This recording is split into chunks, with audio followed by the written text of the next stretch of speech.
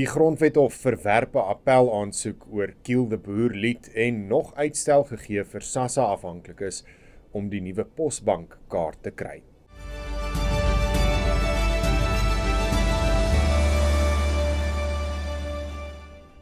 Goeiedag, dit is vandag die 27ste Maart. Welkom by jou Afrikaanse nuus net hier op Pretoria FM.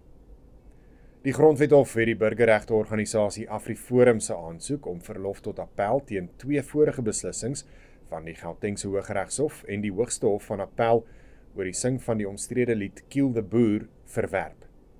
Dit volg slegs enkele dae nadat Suid-Afrika in internasionale nuus opslag gemaak het oor die EFF-leier Julius Malema en sy party se dreunssang van die lied op Menseregte Dag.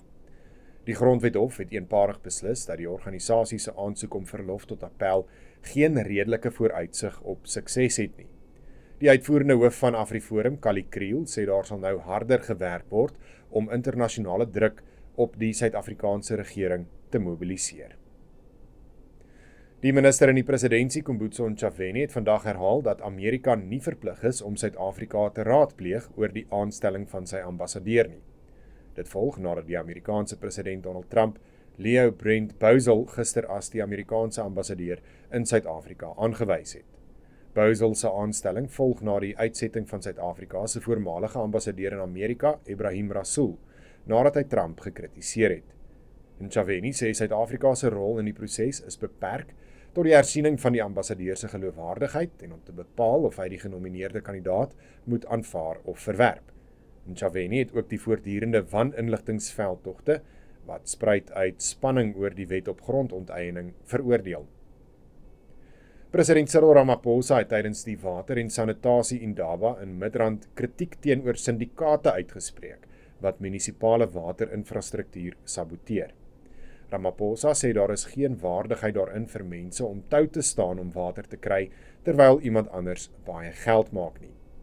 Hy het die finansiële wanbestuur in plaaslike regering as 'n verdere kwessie geïdentifiseer wat die waterkrisis vererger.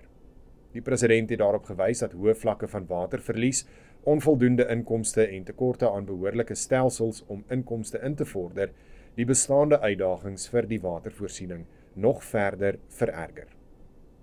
En die sperdatum vir die oorskakeling na die nuwe swart posbankkaarte is na 30 April uitgestel. Sowat 800,000 SASSA-afhanklikes het nog nie die oorskakeling voltooi nie. Die oorspronklike sperdatum was eers 28 Februarie, wat toe uitgestel is na 20 Maart. Die minister in die presidentskap, Kumbutso Ntshavheni, sê afhanklikes kan enige poskantoor, plaaslike handelaar of SASSA-kantoor besoek om hulle nuwe posbankkaarte te kry. Die Posbank het reeds 1,4 miljoen nuwe kaarte uitgereik. Dit aan die einde van jou nuusbulletin. Baie dankie dat jy ingeskakel het. Onthou om ons te gaan volg op ons sosiale media kanale om op hoogte te bly oor die jongste nuusgebeure. Van my kant af, totsiens.